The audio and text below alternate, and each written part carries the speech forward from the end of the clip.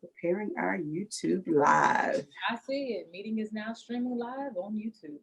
Yes. And then I'll tell my mom to go look at it later. Tell me, what you doing? Get off my phone. I said I was busy. right. So we are excited. Here we go. And posting. And so hopefully we will have our Facebook friends join us because we are now posting and live. And we are here with the 19 days of Juneteenth through the Northeast Georgia Business Alliance. So yay, we are in it. So today is Friday, June 12th. So we are 1 week away from June 19th and the big celebration. And so with it being Friday, it is Figured Out Friday. We are joined here tonight with Dr. Joan Collier, who is a friend and more than a friend, like live in my house. I miss you, girl. New York and New Jersey took you away, but I'm so glad that you are enjoying your life there. As always, my disclaimer is that for the Northeast Georgia Business Alliance, I say I'm not an expert. We are having a conversation as if we're in my living room. And if any of you guys know Joan, because y'all have known me by now, then you know that this is how we talk for real. So first thing, welcome Dr. Joan Collier. Hey. So let me give you guys a little bit of background as we start our Figured Out Friday and our Dear White People conversation. So Dr. Joan Collier, I'm going to read this because I don't want to miss a beat. Dr. Joan Collier is the Director of Diversity Education and Outreach in the Division of Diversity, Inclusion, and Community Engagement at Rutgers University in New Brunswick, New Jersey.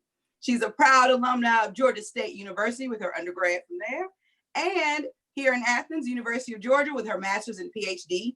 And she is a proud member of the Delta Sigma Theta Sorority Incorporated. So yes, that's why you got the red lips on, right?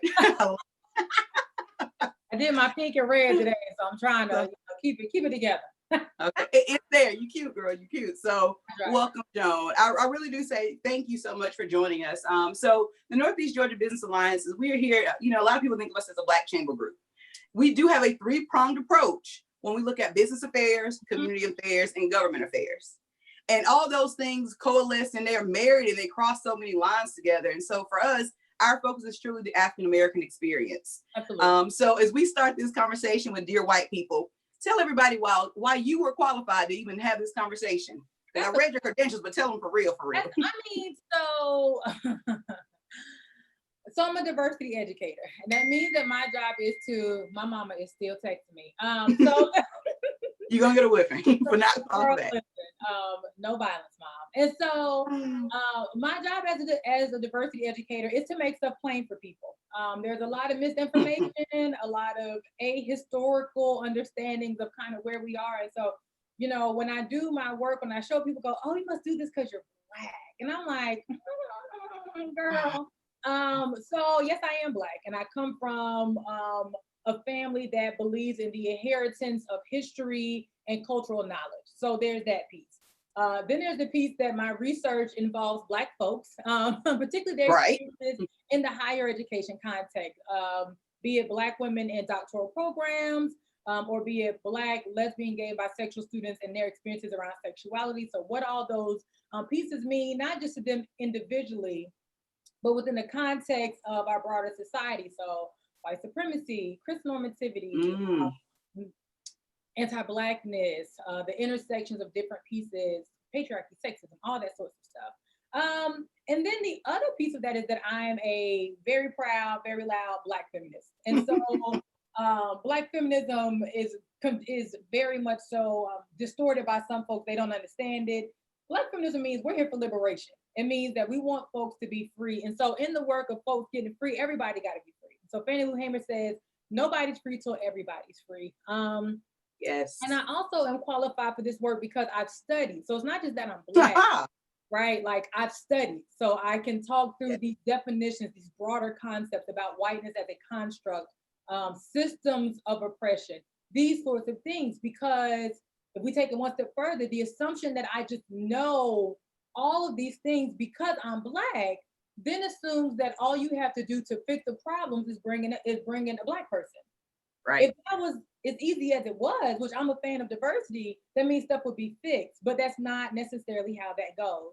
So that's how I show up to the work. That's what qualifies me for it. I also say in our work, there's no goal of perfection, but there is a call for faithfulness. So I'm Christian. Jesus don't call me to be perfect, but does call me to be faithful. So be faithful in your diligence. And the work of diversity education is to reduce and get rid of the harm and dismantle systems that oppress people and cause harm to folks. If we say we want to do justice, then we have to do it, right? So that's what we are. Mm-hmm. So let me ask you this, because when we talk about this environment of justice, and especially with so much going on from everybody, you know, we I always say the top three right now, right? We have the George Floyd and Breonna Taylor and Ahmaud Arbery, and no not to them, but this has been going on all, and like I said earlier last week, back to Emmett Till and pre that, for people who our ancestors who we don't even know. And so we're talking about justice right now, but what do you think that really looks like if we were applying justice across the board, making that truly an equal playing field? So what does justice look like? So justice looks like owning actual liabilities. Where there has been harm, you actually have to name it, right? And so part of that is being sincere about where we are. So there's an idea so let me back up, because linear thinking is hard. So I do kind of a web of different things and try to pull it all together. What does justice look like? Justice looks like paying back what was taken, if at all possible, in whatever means you can. There's an ideal called transitional justice that says when there have been major societal atrocities, you can never actually pay what is owed. What you can do is make way toward it, including reparations, including reallocations, including monetary things, and restructuring your society in a way that moves us toward justice and equity, not equality, but equity. Justice to me looks like liberation, means that people have autonomy. And it's not just Black folk, everybody, right? So Black feminists would tell you, when you can free Black women, then everyone is free. Because we're not just Black, we're not just women, we're Black women, right? Then we also have class statuses, sexuality, ability, third world, we call world majority people. It looks like autonomy and atonement. So those are those things. What does it look like? It looks like not having to be worried about a conversation with my almost 2-year-old godson in the next 10 years about what he needs to do to keep himself safe when he encounters officers of the law, even when he has done nothing wrong. Right. It means justice would mean that reparations have been paid to descendants of enslaved Africans and or African diasporic people in this country. It would mean that we are properly resourcing communities to take care of folks. It would mean that the failures of people are a collective and not an individual. So right now, when people fail, we say they failed. When there are wins, we say, oh, we win. We won. And so there's a problem when we win, but you fail. If we all win, then don't we all fail? If I fail, then don't you fail? And so it's not to say that individual work doesn't matter. It's to say, is it I or is it we? And if it is both, how are we doing that in a way that is, again, equitable and right and does righteous? So, yeah. You made me think about an institution when you said that we win and we fail. One of the institutions that you made me think about, especially now with this new age of everybody making statements, is the NFL. It seems like and I'll talk for Athens. I won't throw in everybody else. I'll talk for Athens. And I think about when it's a football Saturday, we all come together on football Saturday, right? Except for after the game when I could go downtown. If I'm a Black person, I can't wear jean shorts, so that's not allowed. And I can't wear a jersey, but I just left a football game. And I can't wear a T-strap shirt, but you just let that girl in with a halter top. I don't understand. So I say all that to say, what do you think about just from the institution of we have these moments, brief moments that we are together. September 11th, we were together for a brief moment. And then we realized that they're Muslims. Oh, wait. See, I would argue that we were never actually together. So when we say dear white people, here's the thing. And I'll even say dear white people and dear non-Black people of color. Yes. Always ask who's present and who's missing, who lacks representation, and who is benefiting from the composition of people pulled together. So when I think of UGA football, and Michelle, I think knows this, I love college football like nobody's business. I can tell you why it's problematic. I can tell you how it mimics modern day slave auctions. Yeah. I can tell you that University of Georgia got all these black boys on this field and more black male athletes and students. And I can tell you all of that. My first, when I was a master's student, I went to UGA and I was so excited about football season. And I had my tickets, and Abeni Fuku Honor Society, which is the Black Honor Society, had service that morning. And we went to campus to pick something up to go out there. And the only black people I saw were people going to work at the stadium and our players getting ready to go in. Everybody else I saw was white. And I said, this university is a historically white institution who completely jacked up every single statement that has come out since this George Floyd uprising. I'm disgusted as an alum. Yes. I mean, thoroughly disgusted and yet not surprised, because that's consistent with who Georgia is. Right. I gave up my tickets to the game, and every game after that. I didn't go to another game until homecoming of my second year as a master's student. And then as a doc student, I went to the game where Georgia played Southern, and that was just to see the bands. And so in those moments where we come together, those Saturdays are still hard, because the things that we hear at those games, that's right, boy, you better run. That's right, boy. And you see people who wouldn't speak to you on the street, who will speak to you at the game, but when you leave, won't speak to you again. And you hear this call to be a singular, one band, one sound sort of thing, but y'all don't think about my needs and our needs outside of that. And so even in those moments of unification, white people understand that Black people are still negotiating how they're engaging in those moments. I mean, I have a whole PhD and I'm still thinking, how do I avoid the drunk person who's going to be inappropriate, or the person who's not drunk and it's just going to be inappropriate because they don't have much interaction with Black people, and or they are habitual line steppers and don't like being corrected, and I'm going to correct them unless it's not safe for me to do so, because sometimes it is not. And so remember that for all the Black folks you see in the stands, there are way more who can't afford to go, who can afford to go, and just who choose not to because they do better in communities of tailgate at home or outside. And so 9/11, this is all of America, right? There were a lot of conversations, dear white folks, that you were not a part of. In circles, particularly of Black folk, who were saying now other people of color who are not Black understand what we say when we mean policing is targeted, surveillancing is targeted. And it's not to say that we wish that on anyone. We mourn for anyone who has to experience the oppression that we are warned about growing up. And so even in 9/11, I was shaken by that, but I could still have a real earnest conversation with myself about what would drive people to blow up some buildings. And like, why would you do that? And have an actual conversation like that, okay, but like people die. And then have a conversation with myself, we drone bomb the Middle East all the time. And I'm not saying that you then get the right to blow up someone's building. I'm saying if people there are collateral damage, that's a whole other conversation. Because somebody, but I think it's interesting though that we do that here in the States. I mean, I'll use Amy Cooper. That's up in your area. That incident, we are fine. Let me back up. White people are fine policing people. Hey, George Zimmerman.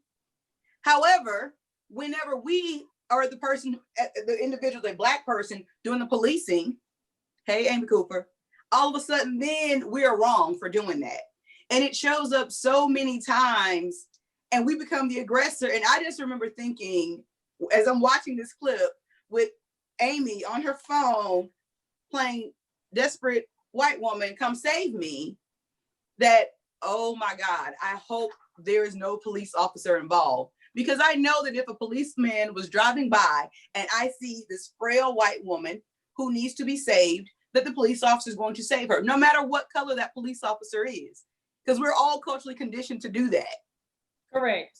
Absolutely correct. So what that harkens my mind to immediately, I mean, what's, made into dramatic theater is Rosewood, right? Yeah.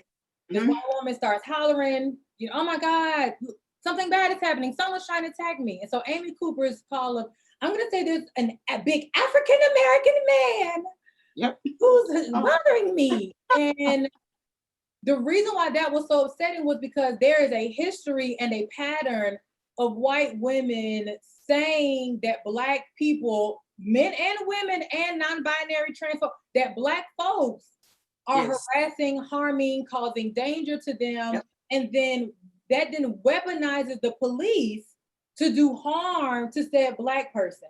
And that is dangerous, which is why you have the critique of policing. And so people go, oh, Amy Cooper wasn't a Republican. Well, this is where people get the story messed up, right? Because, and I tell people this, the geopolitics of racism are real interesting. White people up north and on the West Coast tend to go, oh, gosh, those white people down south are bad. Woo, that's real racism down there. And I'm like, I live in New Jersey. Y'all just had a corrections officer mock the death of George Floyd in protest, right? Now, folks here would say, well, that's out in Trump country. And I will offer all of this, Oh, all of this. The South has no monopoly on white supremacy, none. at all. And so any idea that a political party owns it is false, right? Both parties engage in centering whiteness and white supremacy, even to varying degrees. So you have Democrats even saying, oh, we can't defund the police. Like, who's gonna watch over these people? Like, who's gonna watch over folks? But you have to question then why we can't just say that white supremacy and whiteness are a problem in this country, period. Because when we can say we have a problem as a nation with white supremacy, then we can enter into a conversation honestly about it doesn't matter if Amy Cooper is a Democrat or a Republican at the end of the day, because it's her white supremacist ideologies that thought her appropriate to call the cops on that guy, right? On Christian Cooper. So Yep. then some folks might be asking, well, why is she saying whiteness? There's Blackness. What about whiteness? Well, whiteness, so race is a social construct. Folks say, well, social constructs, what is that? It is an idea that we came up with, we as a society, that we built. Society constructed it, get it, social construct. So that means that it doesn't really exist, but it doesn't exist and its implications are real. Mm-hmm. So when we say it doesn't exist, we mean that that whiteness isn't a real thing. People weren't white prior to the 1600s in the United States. There was no thing as white. You just had different pigment, different skin color. After the Bacon Rebellion in like the 1670s, I think, in the colony of Virginia is when we actually had whiteness as a class codified into the law. And that's where you got whiteness from. And what they did with that is said, being white, having a white status affords you these things. You get to keep your gun. You get to vote. Like, hey, if y'all stop organizing with those Black and indigenous people, we'll give you your gun. We'll let you own land.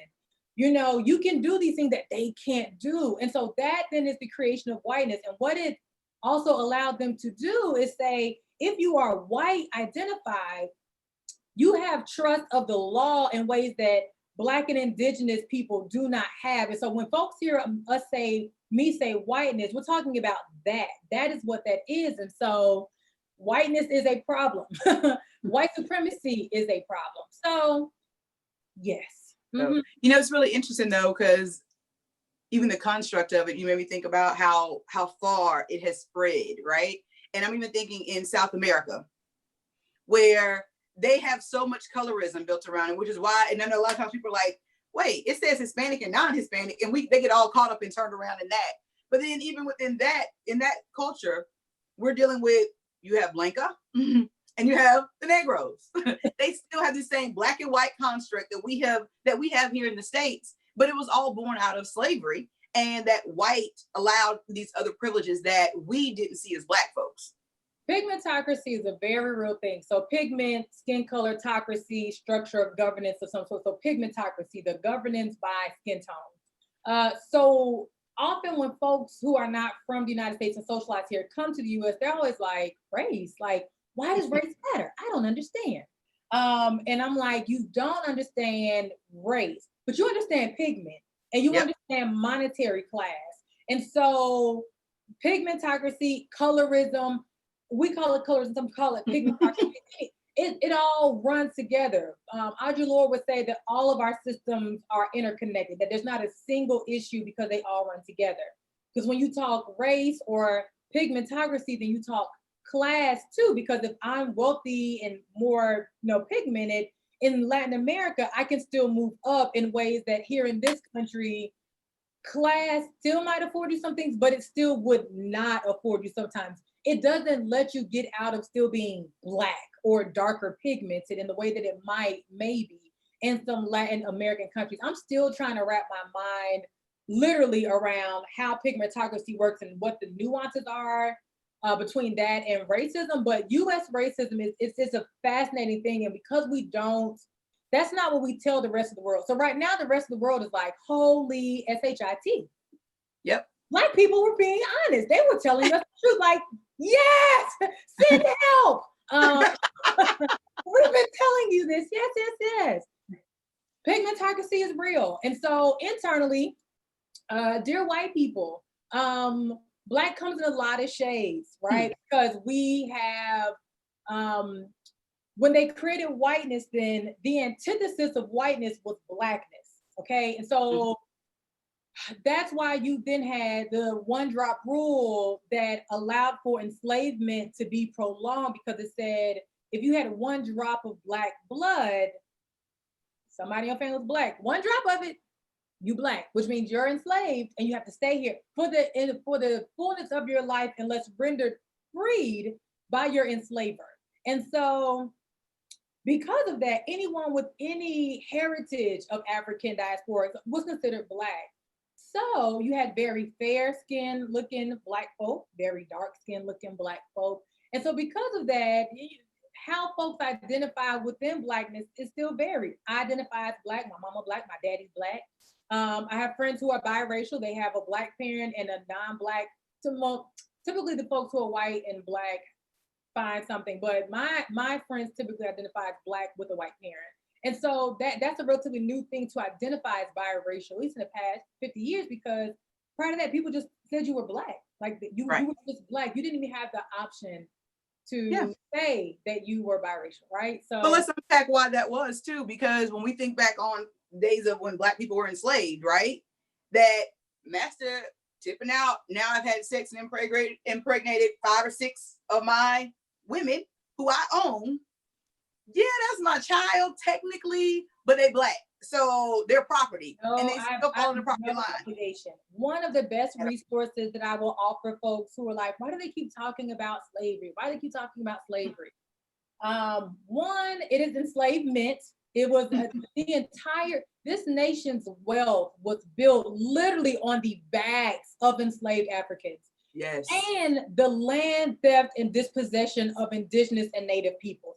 And so the 1619 Project, I know there's been a lot of conservative, I'll just call it folks with no sense of history, their pushback on that's not true, it's not true, it's not true. The history that we have in our books typically is not what we call true. It is information that supports a narrative that the United States, we had a little problem. And then we like fixed it because Dr. King. Ta-da! And that's not the totality of history. And so when we have to talk about enslavement because the entire government was structured to support the enslavement of African people. There were laws around it. There were social structures built around it, right? Who gets to be a lady? Who gets to be a gentleman? Whose intelligence do we get to own? Black people cannot learn how to read. Even people who were no longer enslaved still had certain rules and laws that they could not, right, like break. And so the other side of that coin is there were people who, I hear particularly back home folks say, well, my parents didn't own slaves. My grandparents didn't own slaves. And I would say they may not have been wealthy enough to enslave someone, right? That does Right. not mean that they did not benefit from the enslavement system. What does it mean to benefit? Well, the Northeast, where I live, that's where they did a lot of the manufacturing of the cotton that came out of the South. That's where they processed a lot of the food that came out of the South. So they were just as invested in enslavement as folks down South. Yep. Up here, the workers were allowed to work however they wanted to and didn't have to compete with enslaved labor in the same way. And so the ideology of Black people not being good enough was still a thing even up here. And so if you're saying, well, my family did not enslave people, your family could still be the overseer. Your family still abided probably by the same rules that enforced the social structure that you didn't talk to Black people, you pushed them out the way. There was no repercussions for harming Black people after enslavement was over. Remember, during enslavement, if someone killed me, my enslaver could sue them for damage to property, right? Not even murder, just damage to property, because I was not a person. And so then once enslavement was over, which is why we go back to enslavement, is because once enslavement was over, then it was okay to disparage Black folks. Because why would you have Black people as the workers that you brought in from the African continent who were farmers, who had their own cities and own villages, who were lazy to do all of your work? It doesn't make sense. So then when enslavement is over, now it's actually okay to harm Black people. So this is where you get the rise of the Klan from. This is where you get the Black codes. Also, if you go back into enslavement, you get the rise of the Fugitive Slave Act law, right? That says at any point in time, a member of the law can deputize someone in the community to make them go look for enslaved people, right? Or people who thought were enslaved. And so that patty roller mentality is the grounding for our law enforcement. So when law enforcement, yes, we're gonna go there. When you don't actually tackle that, then you have to interrogate how law enforcement is still perpetuating those ideas in present day. Well, Dr. Collier, there are Black police officers. Right. Yes. The thing about systems of oppression is that they don't require the person perpetuating oppression to be a member of the privileged group. That's not how it works. So in the same way that I can be a woman who upholds patriarchy by talking cash money about all the other women and tearing them down, I'm not a man, but I can still engage in sexism because I uphold those ideas. And so I'm not saying Black police officers are bad. I'm saying we have to be able to hold a critique of our work. I work in higher education. Higher education is a colonial project. Yes. It has had to work to retroactively like the Dean Corporation. That's right. We have had to retroactively include people, right? So first it was just white boys from really wealthy families. Then it was, okay, cool. We'll open it up to some public stuff. Cool. More white boys from still okay families. Okay, fine. White women, y'all can come too. They're like, oh, we can't get this money from the feds till we add Black. Okay, fine. Y'all can have some money. We guess, fine. And so then we got to the modern age, it was like, we make money off this. Sure, people can come, but we're still like, well, but since everybody's trying to go now we got to stratify it. Now we have technical, 2-year, 4-year, Ivy League, right? So again, access is still a mechanism for perpetuating white supremacy and other forms of oppression. So because I work in higher education, the point I'm getting at is if I'm not clear on the history of my profession, I will not disrupt the exclusion that still happens because our policies are often still grounded in we take pride in our rejection rates as an institution. We were able to reject 88% of the people who applied. Wow. Right, like we are proud of that. We're proud to say we rejected 90% of the people who applied. Institutions take pride in that, right? If I'm not clear that enslaved people built the buildings I learned in, right? So remember when Georgia, the year I graduated with my doctorate, found the remains of our ancestors, the collective ancestors up on North Campus, Baldwin Hall, to bury them without the public, without say so from Black people in Athens who could probably have traced their ancestry back to the people. Yes. Could not even do that, and then told us the day before the ceremony. If I don't understand that history of my profession, of the industry I work in, then I can't disrupt it. I can't disrupt the exclusion. So when I'm thinking of access, who has access to higher education? How are we funding education? How are people's experiences on that land? I went to Georgia in the Adderhold College. I was a staunch segregationist. So yeah, I sent my little piece of money so Mary Frances Early's name could be on that college, because I don't want anybody else going into the Adderhold nothing. And so what I say to folks is we have to interrogate policing, and you have to interrogate where you are. So now, for white people who are listening, and who are marching, because some of them are, right? Tell them what allyship really looks like. Yay! Let me see if I have my share screen. Oh, yes. Let's see. Okay. Y'all don't talk about me because I got my life out of order over here. Let me see. Allows them to share screen. Oh no, I still don't see it. Oh, I saw that, but I think it's. Ooh. Oh, okay. Well, we're just gonna go with over here because I'm over here carrying on and I can't get my computer to act right. This is why. Trust me, relate. So the question is, why are we addressing white folks? Right? There'll be Black folks say, well, why are we addressing white people? Well, because we don't live in this world by ourselves. I'm not on that Terry Crews, we're gonna create Black supremacy, because we literally don't have the structural power to do that. Right. We are addressing white people, and I would even say non-Black folks of color, because y'all literally have the mass, like y'all have the actual massive numbers. If Black people just stayed home, a lot of stuff would change, but when it comes to elections, white people gotta be involved too. And so we keep hearing folks saying, white women voted for Donald Trump. They did, but 87% of white men did too. And so white people have a history, not a history, but they have a role in this. And so we call them to be allies and anti-racist. Anytime there is an incident that happens, people say, I'm not racist.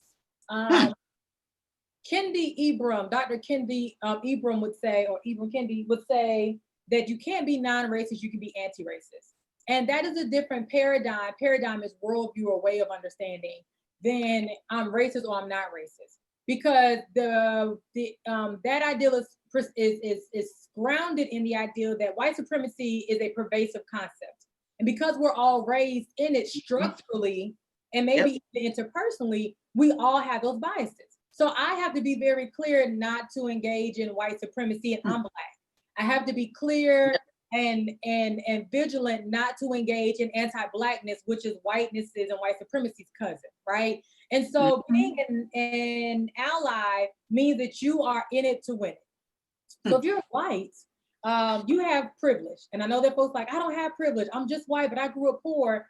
You being poor, so you're not having a bad, you're not being targeted because you're white. You're being targeted because you're poor. Well, I'm a white woman. You're not being targeted because you're white. You're being targeted because you're a woman. Well, I'm white and I have a disability. You're not being targeted because you're white. You're being targeted because you're a disability. I'm a Black woman with a PhD, and I'm never thinking, what if they know I have a PhD? Oh my God. They can see that I'm Black, and this might cause some problems. Lately there's been this talk about allyship and what that means. And so basically it means that you are an advocate for justice and for what is right. And what is right is equitable treatment and the dismantling and disruption, really the disruption of white supremacy and whiteness in its place. And so there are things you can do to do what we call performative allyship or real allyship. So real allyship it's a lifelong process of unlearning and reevaluating, right? In which a person holding systemic power, white people, then cisgendered people, so people whose body matches who they believe themselves to be, like who they are, right? Heterosexual people, Christians, holding systemic power to end oppressions and solidarity with a group of people who are systemically disempowered. So that is, again, continual, it's active, it's not passive, right? It's not like, oh, well, I ain't called nobody the N-word, so I'm not racist. You like to call Black people thugs and you don't live in that neighborhood, right? Like, Yes. not racist. Bonilla Silver's book is Racism Without Racists. I have the text somewhere in my home. But it talks about how you can perpetuate racism without being a racist. And then again, your allyship, the things that you do, because allyship, like, you have to do things. The things that you do focus on the marginalized group. They don't center yourself. You are accountable for your behaviors. So I'll come back to that. You're personally responsible. You're like, you know what, this is actually something I need to be concerned about. And then you own your mistakes. So it's not like another time when someone says, you know, you said something that really rubbed me the wrong way. You're not like, well, I'm not racist. I'm not racist. And I'm like, I'm trying to help you because what you said was out of order. The performative allyship, right, should you choose to engage, which is not what you want to do, is the practice of words, posts, and gestures that do more to promote an individual's own virtuous moral compass than actually helping the causes that they're out here doing. So they're unsustained, right? I'm going to give $100 million to some Black people. Is that great? Yes. Is that sustained? Not really. Particularly when the rest of your practices are raggedy. Right. Raggedy. Period. It is inactive. I don't believe all Black people are criminals. What? Get out of here. If it focuses on you, I find this a lot in the Northeast, again, in the West. Gosh, those white people down South are really bad. They're really racist. I'm like, again, some is more overt, but the things that, the way that racism shows up can be through classism, like we go around it. So we segregate communities, we segregate schools, we segregate, subdivisions. The behaviors are excused. The reason why people keep getting onto Kim Kardashian is, one, because she's a culture thief, but two, when she's called in and called out about how her actions don't do Black people any good and they keep causing harm to us, she goes, my husband's Black. I got these biracial kids. I got Black friends. Black men like me. And we're like, no, girl, that's no, not that. No.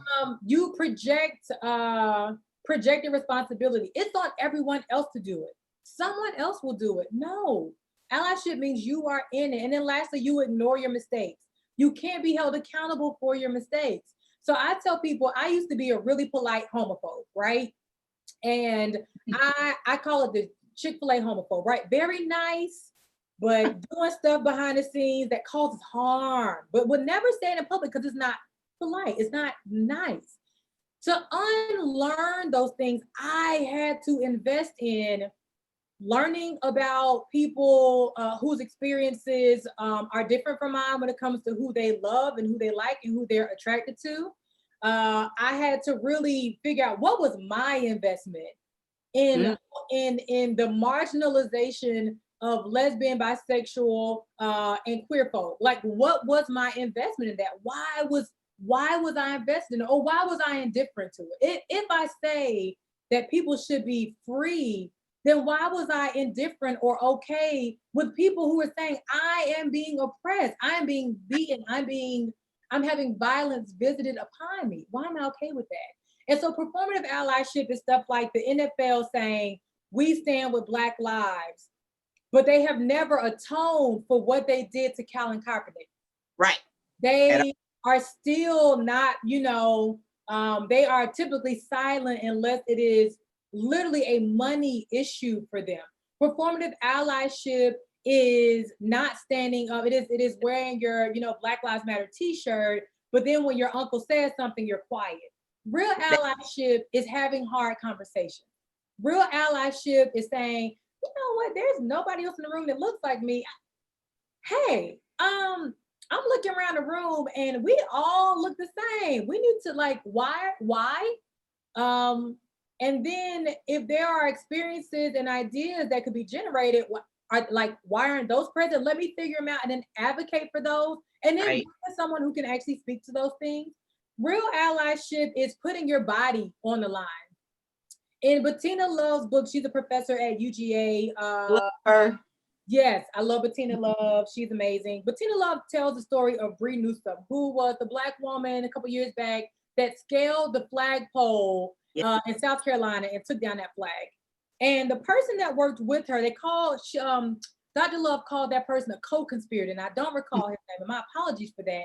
His white allyship was on point. When Bree, so neither one of them knew how to climb a flagpole. They were in an organization that taught them how to scale the flagpole. When they got there that morning, Bree was going up the flagpole to get the flag. The young man heard the police on the ground say, she won't come down. If we tase the flagpole, she'll fall. And that young man said, they won't tase a white man. Let me put my hand on the pole. That is allyship. That's real allyship, because he understood they'll kill her. If she falls from the top of that, she'll die. They're not gonna tase me. So let me put, because my white maleness is valued. What I'm not saying is to put yourself in a whole bunch of harm's way if you don't have to. But I am saying if the harm that's gonna come to you is less than what's gonna come to a Black person, then you step up. So we've seen in recent protests, white folks who make a barricade with their bodies in front of Black protesters, because cops are far less likely to mace, pepper spray, beat the hell out of anything, put rubber bullets on all these other people. And it's not to say that you won't get harmed, but if and when you get harmed, remember this harm has been coming to Black, brown, Native, Asian people, non-white people for a long time. And the violence, so I hear some people saying, well, that's wrong. Yes, that's why we're asking for you to rethink policing. If they will shoot a white person, what do you think? We know that's that's the intersection that's going to cause the change, because when the same violence, when the same reaction happened to us, it shows up in their neighborhoods. Change in this country has never been bloodless. People say Abraham Lincoln freed the slaves. Abraham Lincoln used the Emancipation Proclamation to undermine the slave democracy and the money that came out of the South. If you ended enslavement, the labor force ended. He used it as a political mechanism. Abraham Lincoln wanted to send us to a place that we now call Liberia. You understand? His idea was to move us out of here. It was still not bloodless. What people went to war to enslave people. And other groups said, no, not really. Like, no, we're not gonna do that. The civil rights movement, again, all throughout history, there's been bloodshed. There was bloodshed in Charlottesville. That man plowed into that crowd and hit that woman and she died. But there were people who were beaten that weekend. Even now, in Charleston, again, I mean, people were murdered in the church during prayer to get the flag taken down. And they didn't die to get the flag taken down. They were murdered, and then the flag came down with immense pressure. Yes. And Nikki Haley slipped hanging. Yes. I mean, and so now we have to have Tony McDade or Tony McDaniel, the trans person. Tony McDade. Yep. You had Breonna Taylor sleep in her bed, no knock warrant, shot up in her bed. You had Ahmaud Arbery, Georgia, be murdered in the street and concealed. Then you had George Floyd suffocated, right? We don't even know literally the people who else have been beaten by police, assaulted by police, because they're not mandated to even keep record. We can barely keep count of how many people die from shooting from the police. We don't know how many people are otherwise killed by the police through strangulation or anything else. We don't know how many people are beaten by the police. I don't even know that there's a record of it. So there's never been peace. And then I ask people, when has the U.S. solved anything through peace? Right. We talk that game, but we don't even do it on a global scale at all. And here's the thing, September 11th was so shocking all because we saw that on our land, on our dirt. Our soil, which is You get now, Michelle, you know this is recorded. I work at a public institution. Be like, y'all need to fire her because she's out of. Listen, when has the U.S. ever engaged in peace? Right. On this soil or anywhere else? We have the largest military in the world. Our military don't even keep count. Right. Of what we're spending. That's the only place that doesn't have to like tell us where their money at, right? Right. And I'm not saying I hate my family members in the military. I can support my family members and say soldiers should never want for anything and still have a critique of the U.S. military complex. Right. What I'm saying is we don't ask for peace. We bully people into peace. And so when people say, oh, people should just march and be quiet, Colin Kaepernick was on his knee, quiet. People quiet. Pledge, quiet. Black people pull their money and boycott, quiet. People make spaces so that Black people can have our own comfort and not have to contend with potential white supremacy and racism, quiet. And all of our quiet, we vote, quiet. We want to be quiet and vote. You're going to suppress your vote. You want to form Black girl groups, Black girl magic groups. Why not white girl groups? We want to have Black family reunions. Why you can't have? So quiet don't cut it. The point is they don't want the resistance. I mean, the broader system doesn't want the resistance. So then when you speak the language of white supremacy, when you speak violence back to violence, now you're out of order. But when 9/11 happened in this country, there was no talk about being peaceful and trying to understand. It was, we're going to go and we're going to war. We're not bucking and ready to fight. And we're going to fight the wrong way. Yeah, right. My dad. What? So the idea that peace, oh, well, you need to do it peacefully. I'm an academic, so I float up here. Violence is always an option. We opt out of it, but violence is always an option. And so this idea that you should always be peaceful, I don't like violence. I'm not a fan of it. It's terrifying. I don't know how to fight. I ain't never had to fight. So if somebody try to fight me, they probably gonna beat me up. But I will sue you. So that right there, yes. I don't like violence, but the idea that people don't engage in violence and that we only talk about violence in a physical space as if poverty isn't violent, as if suppressed wages isn't violent. And so, but you know, it's funny that, because you know, when our dear white people, and they talk about we don't want violence and why are they rioting? I think about the senseless riots that happen after sporting events. I think about the Boston Tea Party that happened. So I'm like, so this isn't a new concept. I think about the KKK. White people, we were taught how to be violent here in this soil. And so now, like you said, we're using the same actions to what we were taught. And we saw the same emotional terrorists happening. And here you are now confused and now upset with us using the same things that you taught us as Black folks in this country. These systems are real, right? And so if someone is saying, I just can't get with the idea that there is a system that is trying to keep people down, I would tell you, look to your history. Look to history, because the history is clear and it makes the case. There were people on this land who predated Europeans' arrival. Cool. Right. They say, we're going to go over there and just take up this land. So they start taking land.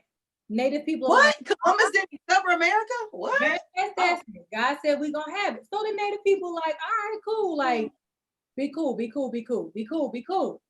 So then Virginia, the colonies come up, they done stole the land, and they want to have wars with Native people, violence. So now they say, oh, we got some Africans over here as indentured servants, we're going to enslave them. Violence, violence. Then we move on to become progressively more violent. So then the enslaved people and Native people go, man, we're not taking this, we're not doing it like that. We're going to revolt back, right? We are going to organize ourselves and revolt back. Their violence, right, they're trying to free themselves is then called a rebellion. Oh, right. They rebelled against us. They rioted against us. They're rioting against a system that rapes them, kills them, separates their families, does them harm, overworks their bodies, does not pay them for their labor, strips them of their names, strips them of their culture, strips them of their language. But that is violence, that they tied y'all up and killed their enslaver. It don't make sense. But then it carries on. Then Abe Lincoln says, you know what? I'm gonna let them go. Not because I like them, but because y'all can't make money without them. Capitalism. Then the government says, shortly after the war, you know what? Them Negroes is on their own. And now keep white people, they maintain their status the whole time. We did not decouple institutional power with whiteness when enslavement was over. So when I hear people say, God created us all equal, you're correct. That's why it's called socially constructed. Because as whiteness was solidified in its power structure, everyone else's power dwindled and dwindled and dwindled. When enslavement was over, the white power structure did not absolve itself. It remained the same.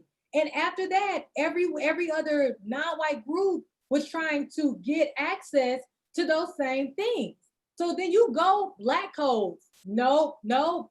Early 20th century, Asian Americans are here, building railroads, doing stuff. They're like, hey, we want to be white because we want to be able to own land. We want to be able to, no, y'all can't own land. Y'all might not be Black, but y'all can't be white either. So boom, now we out here doing this again. Power is still here. Power is still here, still concentrated. So now you got the GI Bill. Black men done went to war, talking about it's gonna make them equal to white people. They came back like, nah, power is still here, still here. Okay, we're gonna let y'all vote, but not really. Gotcha. Moving on. And so again, the power is still here. We never decoupled it. We never actually restructured our society, which is why if you are white identified, right, then you have structural privileges that other people don't. They just don't. They're still. What do you mean? I don't understand. What privilege do I have? You don't have to have conversations with your kids about these police. And if you think it's not a game, when I say I dread the day I have to have a conversation with my godson, I mean it. I mean, when I heard choppers outside my daddy's house and my little brother, who was 21 at the time, wasn't in the house, I panicked.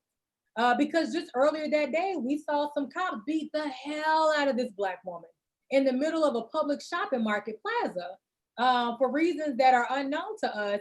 But what does someone with one shopping bag, how much harm can she cause when you have the gun, a taser, a billy club, the power of the badge, public support, the backing of a union that's one of the biggest lobbying units in the country, partners on the scene, and backup coming?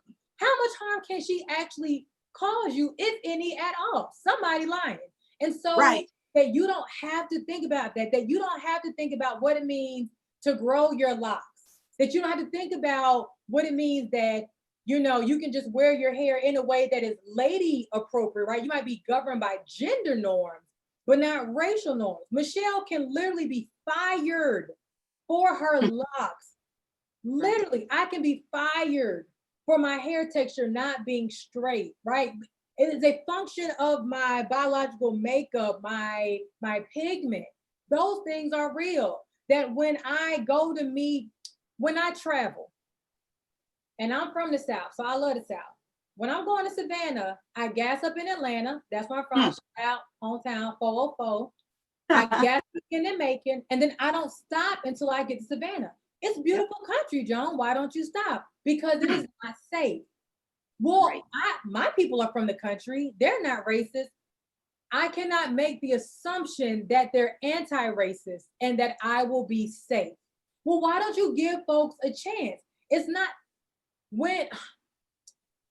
is not that I don't want to give folks a chance, it's that I can't take the chance, because the cost of taking the chance of stopping and running my life who is active means harm and danger. Harm and danger. And so that's why allyship is important. Well, I'm afraid because it might cost me some relationships with my family. I'm not saying it won't. I'm not saying it won't be uncomfortable. I'm saying as long as you're safe, have the conversation. I'm saying having this conversation Michelle and I right now are having is dangerous. Yes, definitely. Dangerous. There are repercussions to talking about history and connecting it to present day instances and happenings. There is danger in that, because someone will say they're being divisive. I'm telling you that we never decoupled the power of whiteness and deconstructed it and got right and did justice when we ended enslavement. that stuff stayed the same. There will be people who will say that I should have never earned my PhD. I applied for the 40 under 40 at UGA. I'm convinced I'm not getting it because you can't critique institutions. That's Right. fine. The Black alum who know me know. The folks I went to school with, they know what it was. And so what I'm saying is Black people and people of color take risks every day showing Every day. up. Every day. And it's not to shame white folks, it's to say, find that courage. If you're afraid, you can do stuff afraid. We do it all the time. I moved to Athens. That was scary as hell. I found Black people in Athens. Yes. Not affiliated with Georgia. I know, right? It was so great. Find the courage because Black people can't undo white supremacy. Let We me can ask you. vote as best we can. Yeah. But y'all got to be active with us because your voice means something. When a white person says this is not right, folks are like, What? that's not right. You know what, Lisa? You right. But when I say it, You I'm just just overacting. angry and I'm the bitter. angry And Black you an angry Black girl. Yes, I am. Let me ask you this because two things that kind of jumped in my mind when you were talking, and one was around the capitalist society that we live in. And Lincoln made that decision. It was a financial decision, right? So now we're seeing every organization, every company, private, public, whoever are making statements now about they support Black Lives Matter and this kind of thing. And some are taking it one step further and they're making donations, right? To Black Lives Matter. But what do you say about that? What do you think about that? I'm glad you asked. So we're gonna go back to performative allyship. I have a little cheat sheet over here.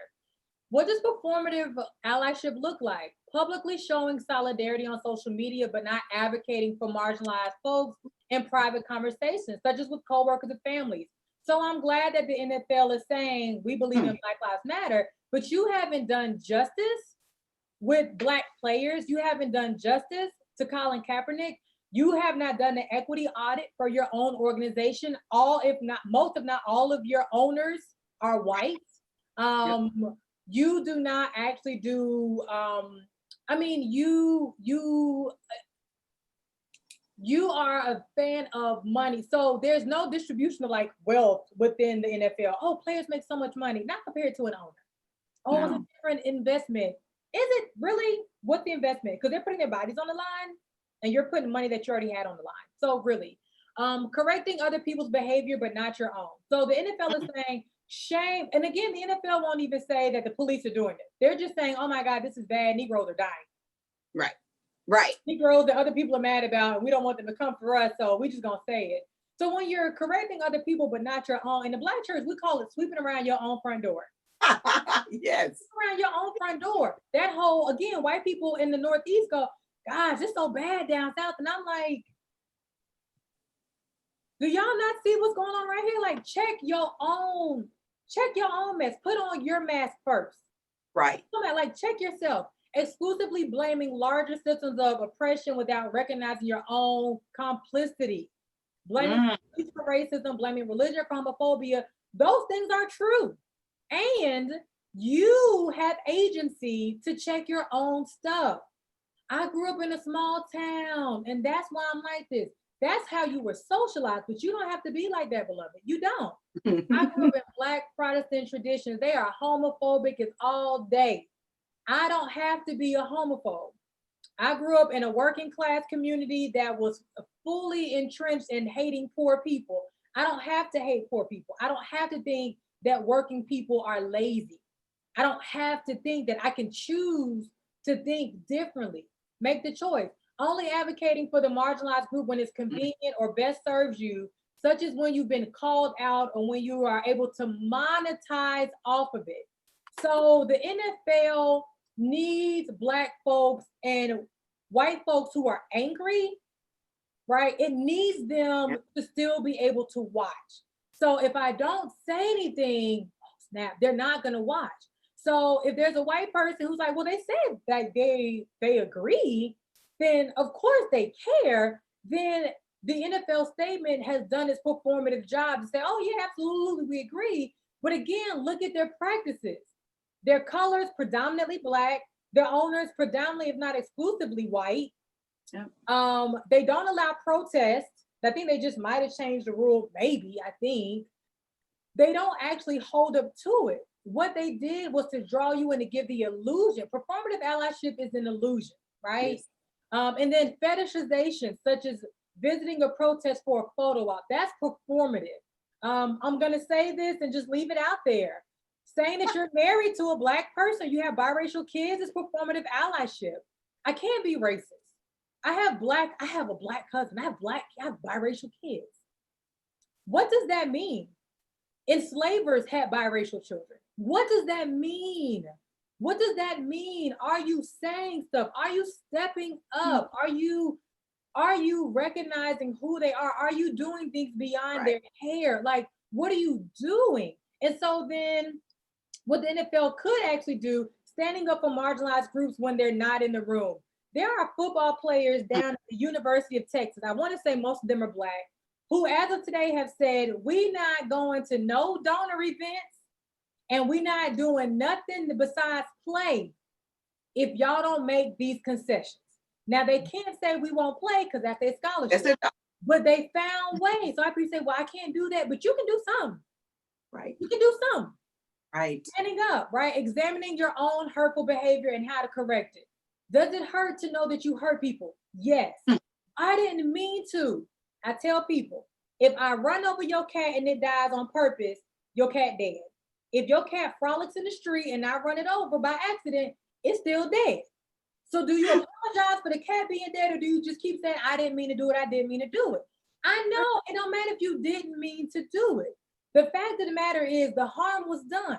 So you make amends and say, I'm sorry for the harm that caused, right? And then if you want to know why, or if they've already shared with you why that was harmful, then you say, thank you for sharing with me why that was harmful. And then you make the commitment to yourself to not engage in that again, right? Identifying your complicit role in larger systems of oppression and actively switching your role to dismantling those systems. So there are white people in the streets right now, like free the land, free the people. Y'all not do this. We're not here for that. Literally on track. And they're not just like, I'm here because I feel bad. They're like, I'm here because I got some tendencies I need to work on. The beauty of anti-racism is that you don't have to be perfect. You just got to recognize, ooh, that thing just jumped out. Because here's the gag. All of us got our stuff. All of us have some of us are classist. All of us are some degree of classist, racist, homophobic, insert. If it's because we believe in structural oppression, if it's because we've internalized it, if it's because culturally that's what we were taught and that's just what we go with, if it's political, it doesn't, what I'm saying is we all got our stuff. It does us no good to act like we don't. So deal with it and move on. Advocating for marginalized groups when it doesn't suit you, i.e. having conversations with your family, speaking with HR, taking your business away from problematic companies. It's not enough to say, I believe in Black lives. Show me what your money does. Right. Show me who you spend your money with. Oh, folks in Athens, oh, I love Black people. Show me the Black restaurants you go to. Show me the Black art dealers that you deal with. Show me that you are diversifying your curriculum if you're a teacher. Show me the books that you have, what they teach, what you learn from them. Tell me if you have, how have you sought purposefully to invest in minoritized people's works, in their literature? I run something called Cite Assist to me and my homegirl, Dr. Brittany Williams. We want you to cite work that Black women out here doing, right? We're brilliant, we smart, cite our work, put us in your stuff. And then finally, understanding when to be silent and when to be loud. Performative allyship is just loud. Somebody did something wrong, you talking over Black people. Don't do that. But when your uncle's talking loud, you quiet. Why you quiet? Right. Girl I think she was on Twitter at some point, but she was like, when I'm not around, you doing all of this. Then when I roll up, you got nothing to say. And so I feel the same way. Get that same energy when we're not in the room, because that's actually where folks let they slip hang. Like, ooh, child, I'm here for, advancement, but ooh, just all these things. That's the time to go, you know what? This person might be really mad at me, but maybe they don't understand why that statement they just made is actually not helpful to Black people. Let me explain to them as best as I'm able what I know. They might be like, shut up, Lisa. That's stupid. But you did it. You said it. You advocated for it, right? Now, Right. if your homegirl keeps it up, then Lisa, you got to make some choices. Lisa's just my name that I make up for people like, Like Karen, hashtag. so Lisa, can you keep somebody around who is committed to not being anti-racist? Or can you make a commitment to investing in anti-racism so that in 2 generations, it doesn't look like this? Because here's the other piece, Michelle, and we know this. Systemic oppression doesn't stop overnight. So there are people who think, well, we're going to get these cops convicted in Minneapolis, which fingers crossed and dark liquor on freeze, right? The way the system works, I don't know. Even if they're convicted, there are still violations that are happening.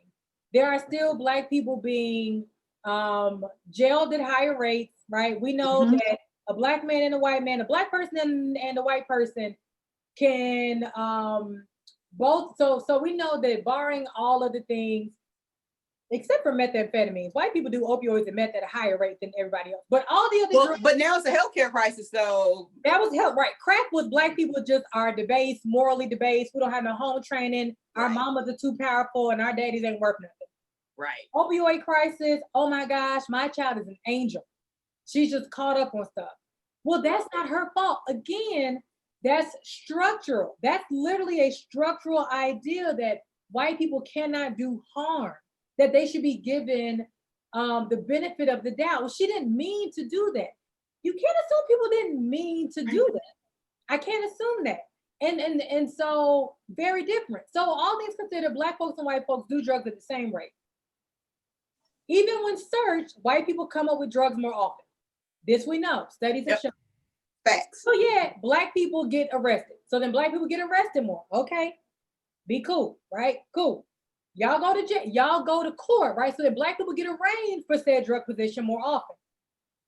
Still trying to be cool. All right. Now we both get arraigned. I'm going more likely to be convicted than Bobby. Bobby's like, man, that's real messed up. Dang, Raheem, you gotta look. So say we both get convicted of the same amount of drugs, of the same drug, chances are Raheem or, Stacy doing more time than Lisa or Bob, right? And so these are things we know. That is a structural bias that our system has. Well, why is the system like this? What did I tell you? We never decoupled race from legal stuff when enslavement ended. In fact, we upped the ante on folks who weren't white because we did not abolish slavery. We did not abolish enslavement. We reformed enslavement and said, oh, people who are in prison, they can do work for free. Oh, yeah. And so then when the people who are in prison can do work uncompensated, well, then you make laws, then you weaponize the law to pull in the people. Well, my great uncle was put in jail. He was a poor casualty of racist laws, right? He was a casualty. He was a white person that got caught up. Sorry, Bob, right? Like, honestly.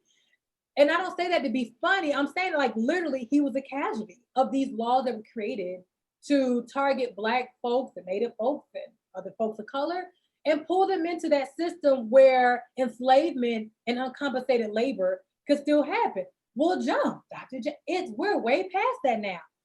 The 13th, 14th, 15th, they still are saying, the 13th Amendment still says that you cannot have enslavement outside of in prison places.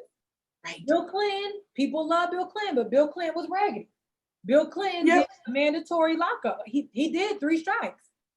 He did it. And he did it in part to show conservative ideological folks that he was tough on crime. But tough on crime is grounded, it is coded language for keeping Negroes in check. Yeah. That goes back to Nixon, right? When he was talking about squashing protests, right? In the 60s. Who was protesting? Right. Only Black folks, but some Right. more people, but squashing all of that. So maintaining law and order And comes states' out- rights. states' rights. What was the state right? The right to enslave people. People. Yep. That was literally the state's right. All the code words. You know. So coded language, real allyship looks like challenging that coded language. Yeah. Dr. Collier, I don't know what coded language looks like. There are all sorts of things online. And I know we are ugly when we say Google's for free. Google is free. It is. Google is free. And so there are websites that can teach you or at least introduce you to some of these concepts. And so, yeah, have the conversations. In diversity ed, I say, I do learning about diversity. So my job is never to shame people. It's to create an environment where there's accountability for what you know, where we invite people to be open to what they don't know and reflective on why they might not know what they didn't know.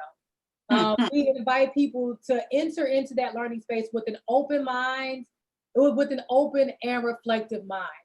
And we say, it's not that your intent doesn't matter, it's that the impact actually matters more. And you don't lead with the intention. It is the acknowledgement of the impact. You can circle back to the intention later, like I didn't mean to, but clearly this is what's happened. And for that, I apologize. I am sorry. Not a but, and I am sorry. I am sorry. Even if that was not my intention. And so that's how we start our sessions. Because I hear folks saying, I don't want to say the wrong thing. And there's a book that my department, that my division will be using. It's literally called What If I Say the Wrong Thing? And it covers race, it covers gender, it covers a whole bunch of things. It's a little tiny book. There are 25 habits in there. And those are strategies for you to use. And so folks say, well, why are we still talking about race? We're still talking about race because we never did right by race in the country. We never actually got right. People say, well, Germany doesn't believe, they don't go on and on and on about whatever.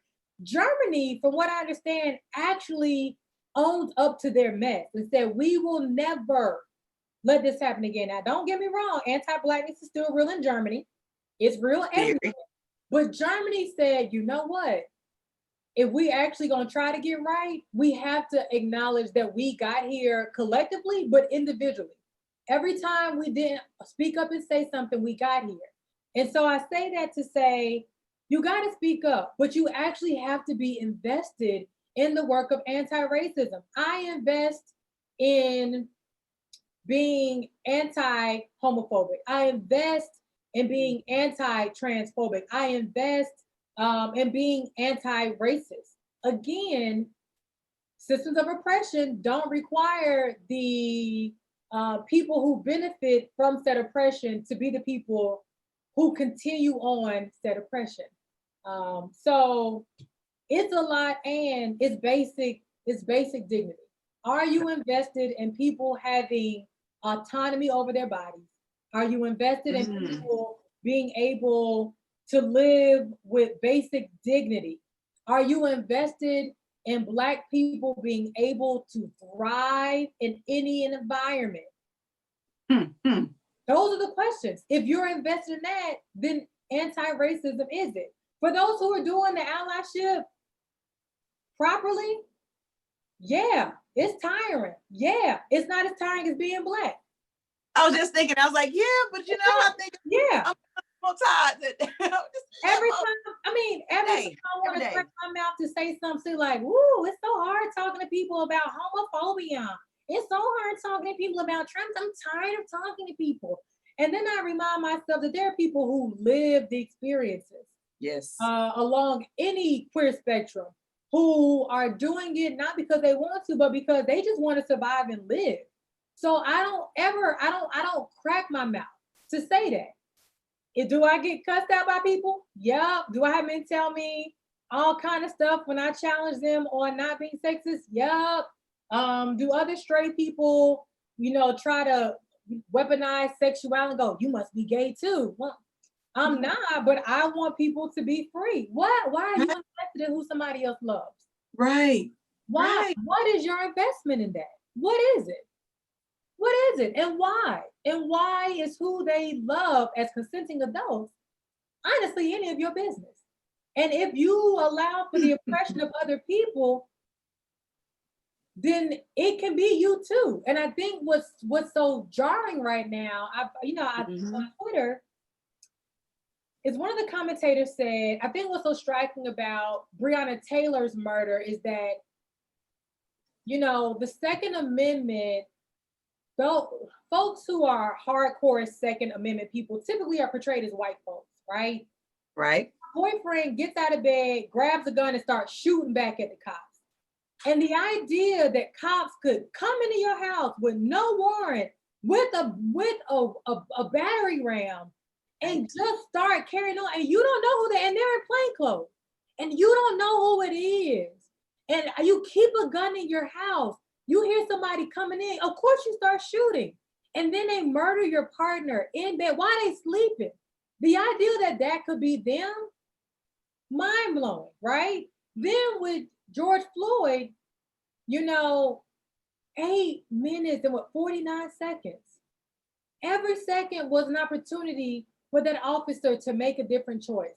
Every single second. That is 8 times 60 plus 49. That he had all those opportunities to make other choices. And all those cops had opportunities. And I think what's so jarring to so many white folks who are like, this is some bullshit, is that there were people saying, they could see themselves in that crowd saying, get off his neck, get off his neck. They could hear the EMT saying, let me help him, let me help him. And there was nothing that they could do. And when you're accustomed, even when you don't acknowledge that you're accustomed to people listening to you, when you're accustomed to people listening and they don't listen, it's jarring. And so if that's the jar that it took, so be it. Welcome. Welcome, welcome. And be committed to anti-racism. It's not enough to say, I'm not racist. Show me your evidence. Where is the evidence? Where are your receipts, right? Don't matter. I don't say the N-word. Okay. Okay. Okay. But what else? Are you invested in these other things? So read, reflect, say ouch when you realize you be engaging in foolery. Be honest about it, because listen, I got 5 white homegirls. I ain't lying. Christine, Alyssa, Courtney, Jessica. I can't remember my other homegirl's name, but it's another one. And I love them sincerely, dearly, because we don't have to fake the funk. We don't fake the funk. And they do their work. They speak up. They go hard with other people. They don't care about, it's not that they don't understand they're going to lose people. They're saying people's dignity is at stake. People's lives, literal lives, right. are at stake. What is my discomfort? And they show up and they literally they will go in a place and get a reservation that won't hold a reservation for me. And then we go together. They will do the hard work. They will take the L when the L needs to be taken, because they know that as white people, that people will have grace for them that they won't have for me, that they won't have for us. And they raise anti-racist children. They talk back to their religious leaders, those who are religious, who would use the Bible to say that we don't have to contend with racism because it's just people being bad. They speak back to their pastors. They speak back to their congregations. They partner with people who ain't with that foolery. They check on me legitimately. I got a colleague, when stuff goes left, she texts me with no problems. She's like, hey, here's what's happening. You all right? You cool? Great. And I know if I'm not in the meeting, she's going to say something. I don't even have to guess. She says it. And when she thinks that she's overstepped line, she'll go, you know what, John? I don't know if I overstepped the boundary. If I did, I'm open to correction, right? It is a posture of humility, not because you're not a person, but because we're all learning. Some of us, this is not new. For some people, this is new. For some of us, it is not. And I will say allyship looks a lot across all the identities. Right now, we're talking about anti-Blackness, racism, and white supremacy. But I've offered up throughout this conversation, it looks like men stepping up to other men when they're being disrespectful to women. It looks Yes. like straight people standing up to other straight people when we talk slick and use the F word about our queer siblings. It looks like us cis people speaking up when people say transphobic and do violence. The average life expectancy of a Black trans woman is 35. Wow. 37 come the end of November.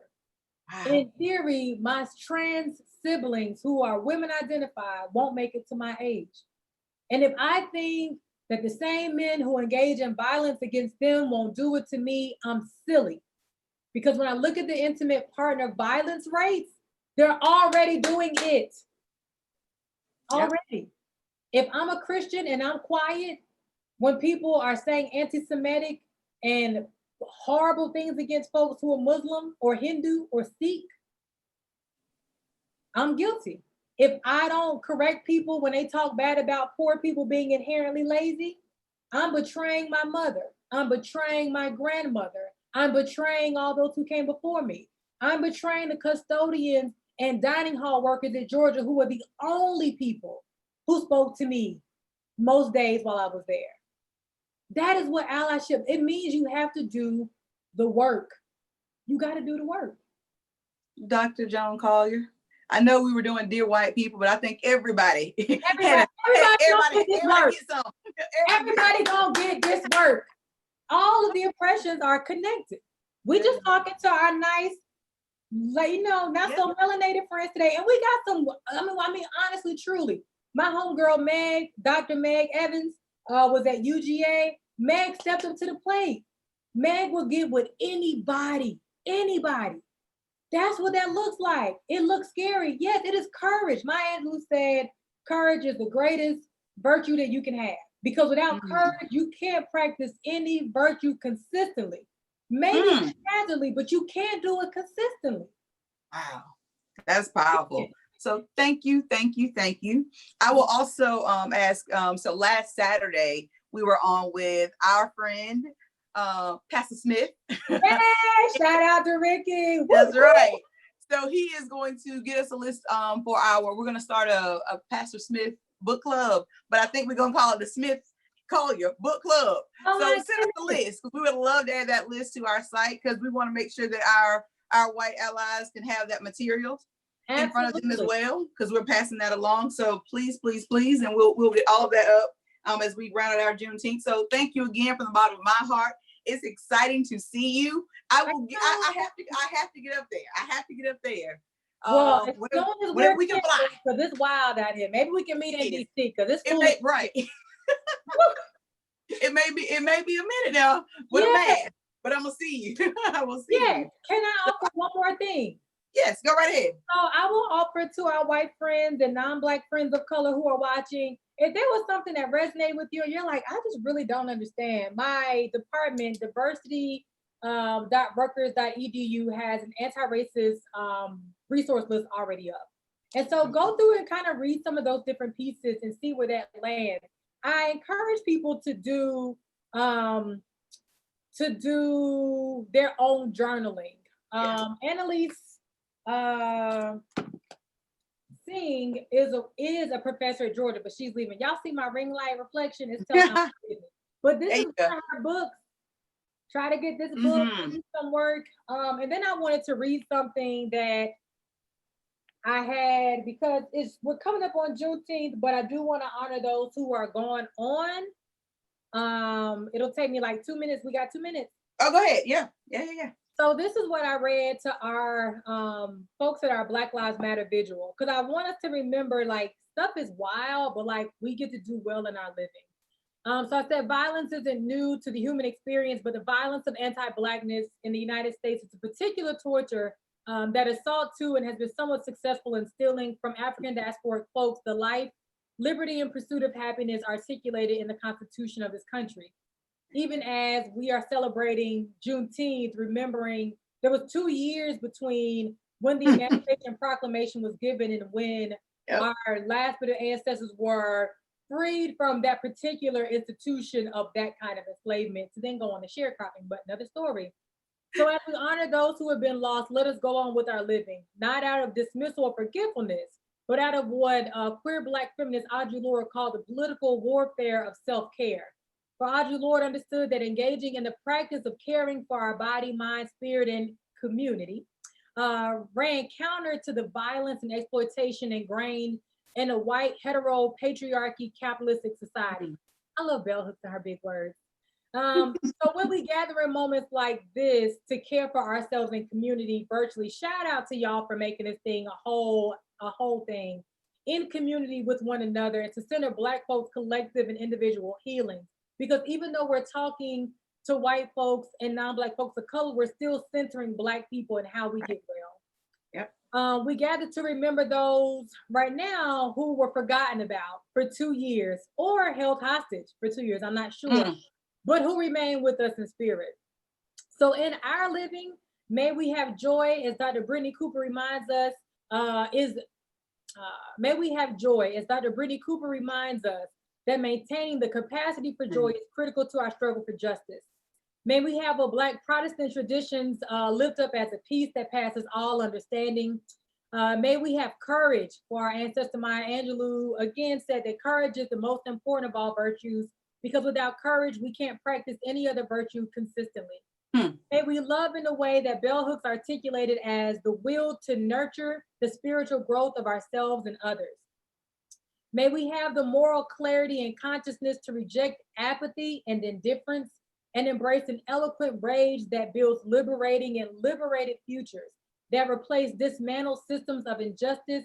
For political powerhouse Fannie Lou Hamer reminded us that nobody's free until everybody's free. And finally, may we remember the wisdom and resistance strategies, fortitude, and dreams of our ancestors who act as our cloud of witnesses, as well as those of the elders who remain with us, is what organizer and prison abolitionist Dr. Angela Davis calls the constant struggle for freedom. And so as we go on in our living, remembering, looking back to our ancestors' final liberation, maintain our joy. This ain't gonna be no overnight journey, but it is a long haul marathon. And we appreciate those allies and those advocates, what Bettina Love calls our co-conspirators, who don't just do the performative pieces, but who actually leverage their capital that they have through whiteness to do well by us, and to do well by our collective selves. Because if someone doesn't have autonomy, if someone is denied dignity, if someone is denied safety, if someone is threatened constantly by violence, be it physical or emotional or epistemological, then we're all in danger. And so thanks for having me tonight and had a good time. And thank you. And it's actually appropriate that you end that way, because our next 7 days, and the next 7 days will be about self-care. Yes. We're going to have a few surprise announcement of things that are going to make our organization, our community stronger. So we're really excited over the next 7 days, because it's going to be 7 days of positive Juneteenth. We've had real conversations that need to be had. And so that's why we designed our 19 days of Juneteenth. So on behalf of the Northeast Georgia Business Alliance and myself, I say thank you, thank you, thank you.